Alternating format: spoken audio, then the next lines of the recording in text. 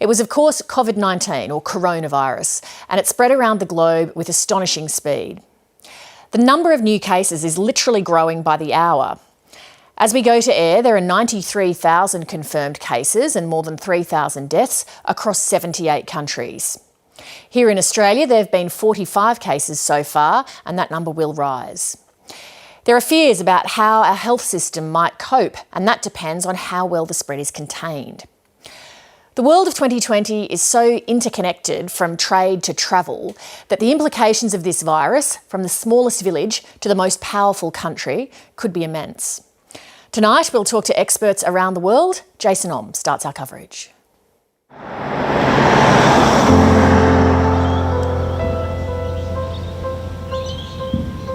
Flags are flying at half-mast at the Vines Country Club north of Perth, where businessman James Kwan was a much-loved member. The 78-year-old died this week, becoming Australia's first victim of the coronavirus. You could definitely sense that around the club was in sorrow for him. We did have a minute's silence here, and we had a drink for him up in the bar after golf. So. Yeah, it was a real shock when we found out that he'd passed. James Kwan was on a family holiday aboard the Diamond Princess cruise ship when he contracted the disease.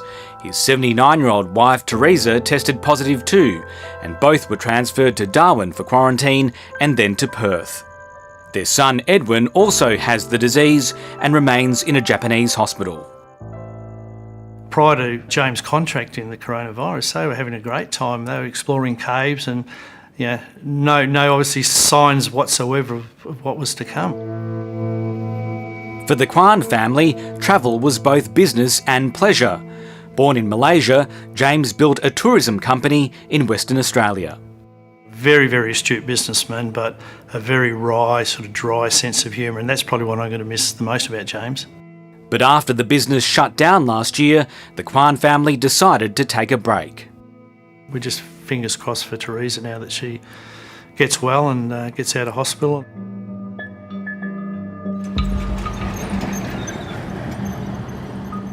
More than 600 passengers on the Diamond Princess tested positive, including Australian couple Karen and Jason Honey. So this is the hospital room, the isolation room that I'm in.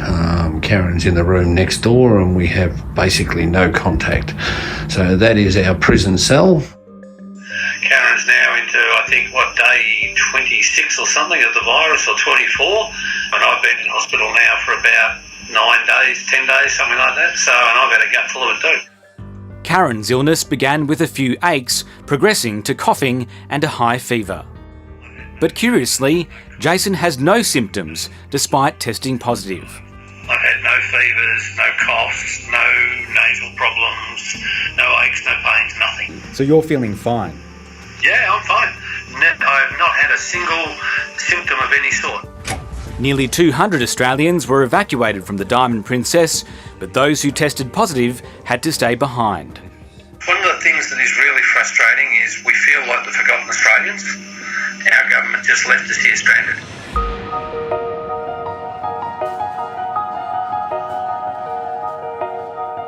In Australia, fear of the coronavirus has escalated to panic buying. Supplies of pasta and rice, canned goods, paracetamol and especially toilet paper are running low. But long before the panic set in, Mary Lee Mai was stocking up.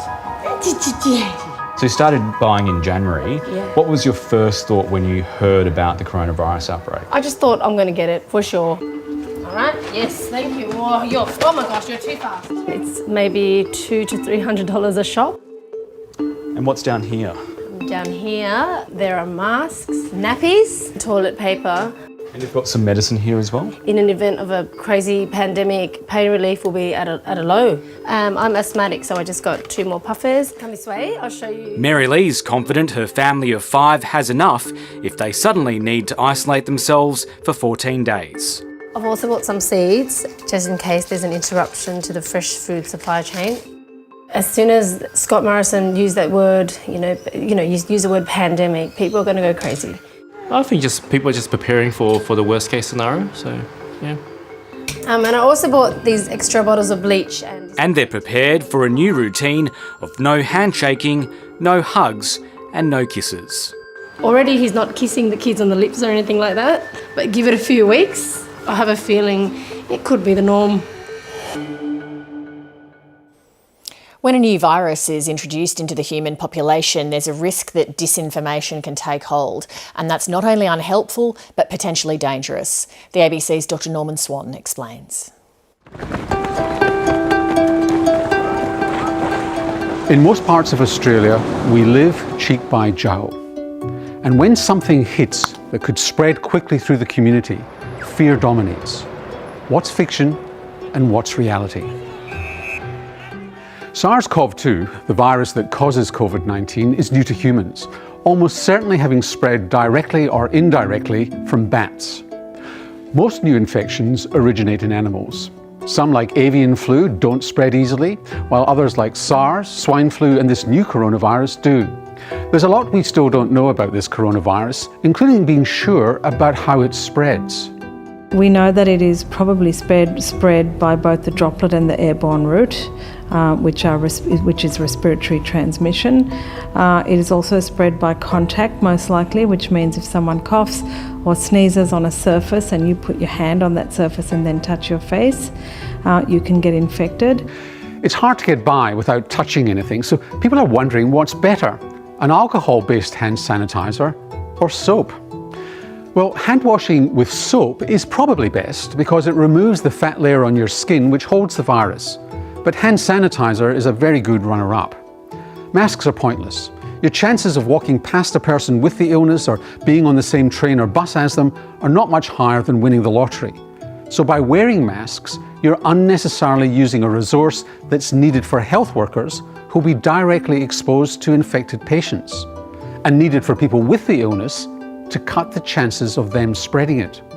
People over the age of 60 or 65 and people with underlying health conditions are at greater risk of severe disease. We know who's most susceptible to it, but what are your chances of actually dying from this coronavirus? This is called the case fatality rate. That's the proportion of people who die compared to the number infected. The consensus at the moment is that on average there's a 2% chance of succumbing. But that's not the whole story. The number of people infected is underreported. That's because people with mild or no symptoms are often missed. No one knows the real number, but it's likely that the true case fatality rate is 1%. But that's still 10 times the case fatality rate of seasonal flu.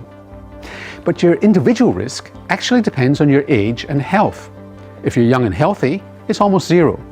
If you're older and have other illnesses, such as heart disease, diabetes and lung disease, the fatality rate is closer to 15%. There are no treatments for COVID-19, though some are being tested. The death rate may come down with advanced hospital intensive care and a vaccine, but that might be a year away. In the meantime, what should you do if you think you have COVID-19? Symptoms can be mild or flu-like: fever, cough, sore throat, fatigue and shortness of breath. If you think you might have the virus, seek medical attention, but it's important to call ahead to tell your doctor about your symptoms, travel history or possible contacts. There's also a national helpline on 1800 020 080. And what if you have COVID-19 but don't know you have it? Asymptomatic transmission is the major problem with controlling COVID-19, and this is the major difference with SARS. I think we need to be most concerned about people with mild infections, with mild upper respiratory infections that they view as a common cold that might be transmitting this virus.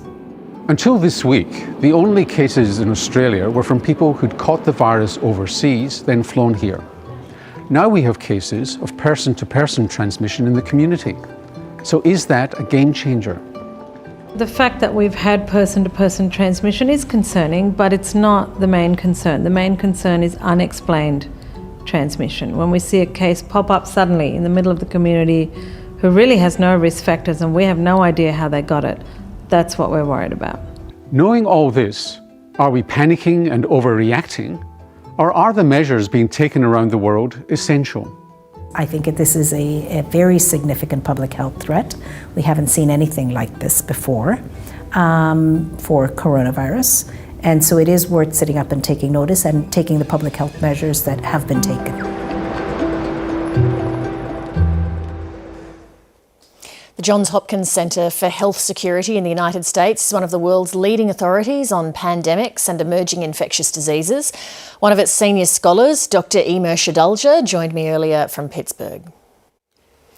Dr Adalja, why do these viruses seem to spring up out of nowhere? It's not that viruses tend to spring up out of nowhere. It's just that we are very poor at surveying unknown infectious diseases. And we know that there are many viruses in animal species that have the capacity to jump into humans. And the issue becomes, how good are we at diagnosing infectious diseases when there are cases of unexplained pneumonia or unexplained cases of sepsis in a hospital? How often do we actually pursue those cases to their final diagnosis? And the answer is not very often. And we really need to get better at surveying human populations for unexplained illnesses so that these don't seem like they're coming out of the blue, because there really are signals that we're missing. As you say, people will remember other respiratory pandemics like SARS and MERS. Do successive events like this get worse in terms of mortality and severity, or are they just different? Each of these events is different because each virus has different characteristics. So if you look back at SARS in 2003, it had about a 10% fatality rate, and it was something that wasn't very transmissible between humans. It only caused about 8,000 infections. MERS has a much higher mortality rate of about 30%, but it again is also not very efficient in transmitting between humans. It's primarily transmitted from camels to humans.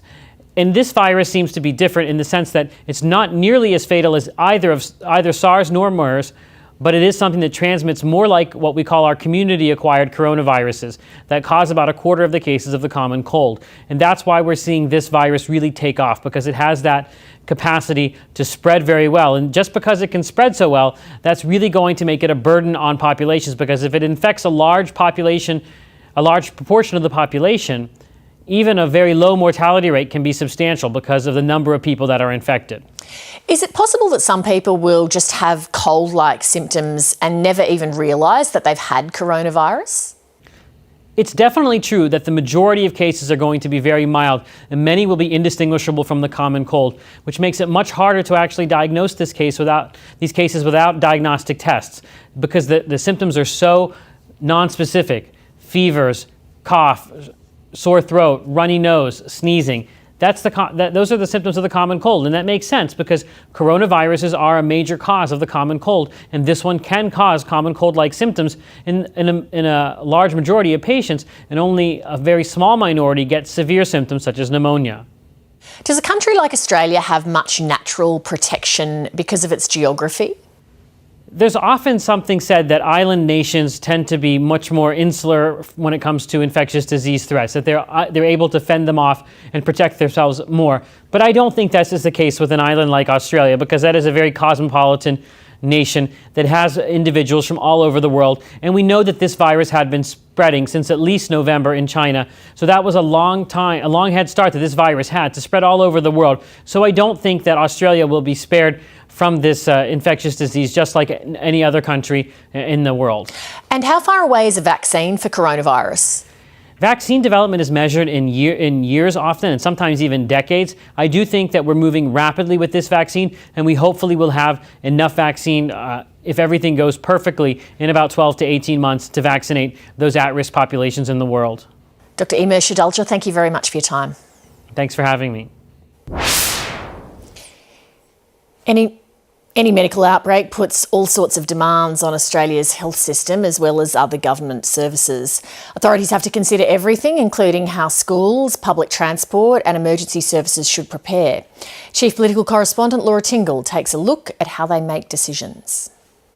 A long thought-out plan for how government would deal with a pandemic in Australia is swinging into action. What the impact of this virus will be.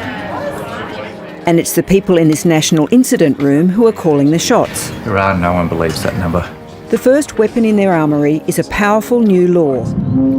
Australia's old Quarantine Act was introduced more than 100 years ago, originally to keep out smallpox and leprosy. Amended more than 50 times since, it was becoming unwieldy. Enter the Biosecurity Act 2015, a major overhaul of the powers the federal government can wield to limit the spread of disease. On January 21, Australia declared the novel coronavirus a disease with pandemic potential under the Act, activating its powers.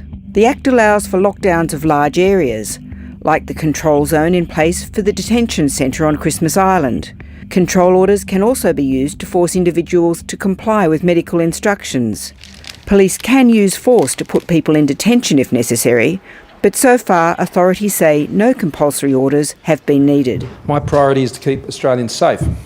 The spectre of coronavirus spreading in Australia has emerged this week, and we're now contemplating these biosecurity powers being used within our borders. Last Thursday, the federal government declared a pandemic was underway. It led to us standing up the fundamental pillars of the government response. The National Incident Centre, which is effectively a health crisis centre within the Department of Health. The National Medical Stockpile, which is a series of warehouses around the country. And then the National Trauma Centre, which is based in Darwin, but it has a network of what are effectively the SAS of doctors, nurses, health workers and logisticians. The plan also sets up the testing regime for the virus and for coordination with sectors like education, emergency management and transport if cases escalate. At this point, the focus is on containing the disease, particularly in one of the most vulnerable sectors, aged care. Emphasising the risks, it emerged today a worker in a Sydney facility had the disease. The death of one 95-year-old resident and the illness of another is being investigated. Staff are being isolated and 11 residents placed in quarantine.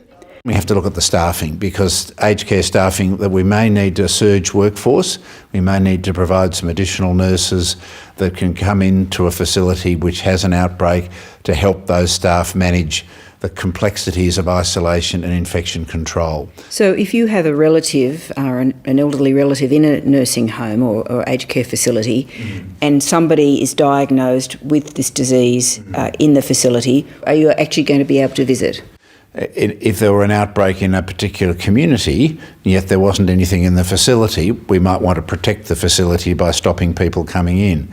But if you've got, for example, the 11 people in the facility in New South Wales, they don't have the disease, they're just being quarantined, we will require their relatives to wear protective equipment when they come in. So it'll depend on the circumstances, but there may be circumstances where to protect the residents we may have to reduce or stop visitors. An early sign of some of the much more profound changes this disease might bring to our lives than hoarding toilet paper. The World Health Organisation's primary role is to direct and coordinate global health policy across members of the United Nations, and that includes taking the lead on outbreaks such as COVID-19. Dr Margaret Harris joined me from the WHO in Geneva. Dr Harris, why is this virus causing so much more concern than, say, a regular strain of winter flu? It has the ability to infect very large numbers of people. At the moment, we're looking at a mortality rate of about 2%, and a lot of people say, 2%, I don't have a problem. That is a huge number of people. It has already killed more people in 7 weeks than Ebola has killed in our second worst outbreak in the Democratic Republic of Congo in nearly 2 years. Why is coronavirus spreading faster in some countries than in others? For example, why has Iran become the biggest hotspot after China? Some of the reasons are that in some countries, people are very, very close together. They've got very dense populations. They don't really have the opportunity to do what we call social distancing. That's keeping a couple of metres away from people when you've got a contagious virus like this spreading. It's a lot easier in Australia than it is, say, for instance, in Wuhan in China. There's been some suggestion that the World Health Organization was slow off the mark, that it cut China some slack because China is a major donor to the WHO. What do you say to that? None of that's true. And we weren't slow off the mark. It's interesting, WHO is everybody's favourite whipping boy, and we accept that. We always want to do better, and if people criticise us, it helps us to do better. But no, we weren't slow off the mark. They notified us in December. We had people in there. We've got a large country office. They were very, very open. And one of the main reasons we know what this virus is and had a test in a couple of weeks was because China shared that data. In fact, this has never happened in an outbreak of a new virus before. It's unprecedented. Dr Harris, thank you. That's a pleasure. The Australian economy grew by a better than expected 0.5% in the December quarter, but those figures reflect the period right before the worst of the summer's bushfires and the coronavirus outbreak. So far, the tourism and higher education sectors are taking the brunt of the fallout from coronavirus, but the effects will be economy-wide, as Peter McCutcheon reports. Facing towards the shoreline, or you guys will be facing towards that way. This Gold Coast surf school caters for groups of up to 20, mostly international tourists. And then we'll get going. Today, it only has a class of 4. We're 60% down on last February, and we had predicted about a 30% increase, so essentially 90% down. The Chinese tourist market disappeared almost overnight after the outbreak of the coronavirus, and now the crisis is spreading. Korea would be our next market, led by Japan, and that's all falling apart. So It's a disaster not only for tourism on the Gold Coast, but throughout Australia. The impact is really quite severe on tourism. We heard yesterday from the head of Tourism Australia that bookings are down 30%, and this comes off the back of the bushfire crisis as well. So many of those small operators would be really struggling. Australian universities are also on the front line of the coronavirus fallout, particularly the sandstone universities that have relatively high numbers of Chinese students. The University of Sydney has already announced temporary cuts to capital spending. The universities are just going back over the past few weeks. Some of them aren't fully back. Some of the universities have delayed the start, but there's still a significant proportion of overseas students that haven't been able to come back to Australia. The Queensland University of Technology says it's not as badly exposed as others. More than 16% of students here are from overseas. The university has more than 500 students still in China, and it's looking increasingly likely they'll have to defer at least one semester. We've really been focusing on ensuring that we've got the best support for our students. We do have estimates of what it would cost in worst case scenarios, but we're a long way away from making that call. The more long-term issue is that it will, if it goes on, if it went on for another semester, for example, we would have to look at our building projects and what we have to pause in relation to our risk profile. For other Australian businesses, it's the disruption inside China that is causing headaches. There's a big impact on the agriculture sector, who are unable to sell into the Chinese market at a peak time, the Lunar New Year, which is one of their best times. So lots of specialist food producers not able to sell. It's certainly put a bit of a dent in the last 2 months, a big dent in our income, but it's probably millions of dollars of income that we haven't seen through the business. Adelaide-based lobster exporter Ferguson Australia sends nearly all its seafood to China. The company hopes it can claw back some of its losses if the crisis ends soon. Our fishing boats have all stopped at the moment due to the virus, and so has the rest of the fleet. And the season usually finishes at the end of May, so we've still got a little bit of time in the season to keep catching the quota. Concern about the virus is spreading, with the latest Ipsos polling showing 40% of Australians believe it will have a personal financial impact. Even businesses that have no direct link to China will increasingly feel the pinch as business confidence takes a dive. We've obviously seen stories about panic buying of toilet paper and hand cleanser and baked beans, and so that's good for sales, but obviously there's only a certain amount of those things that you can use. But it's really more how it feeds into uncertainty about these broader spending and investment decisions. And the longer the crisis goes on, the more the disruption will spread throughout the economy. It's really hard. As a small family business, our priority is pretty much just keeping staff so that when everything does turn back on again, we're good to go. One of the world's best-known historians is Dr Niall Ferguson. He has a particular interest in the way pandemics have played out over centuries. He's with the Hoover Institution at Stanford University in California and spoke to me from there. Dr Ferguson, how does coronavirus compare to other pandemics throughout history? Well, of course, it's not going to be the Black Death of the 14th century, nor is it going to be as severe as the 1918-19 influenza pandemic, which probably killed more people than World War I. But it does seem certain to be more economically disruptive than any of the more recent pandemics since World War II. There have been some big influenza pandemics. Then there was SARS, which in some ways resembles this new coronavirus, was more lethal but did not spread so far and did not cause as much economic disruption. How have pandemics rated among other historical threats to humankind, so natural disasters, wars and so on?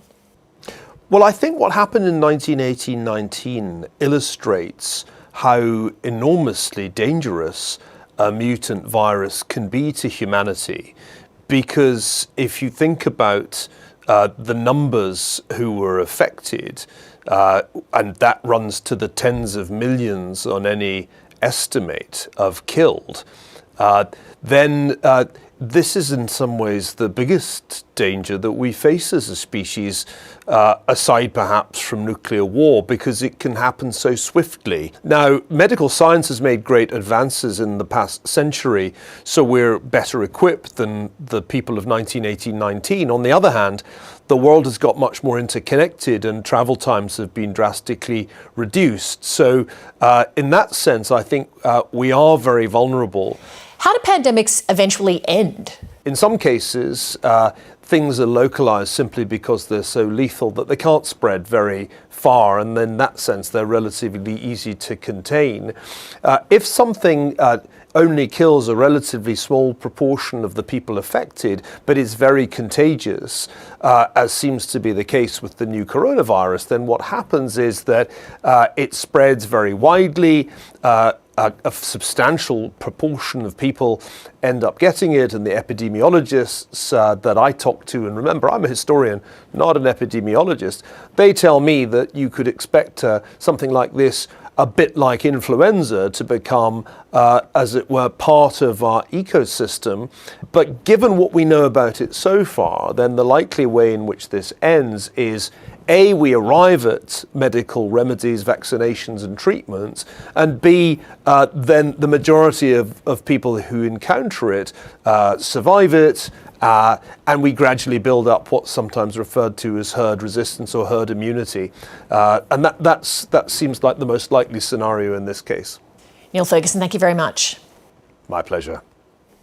That's the program for tonight. Thanks for your company. Good night.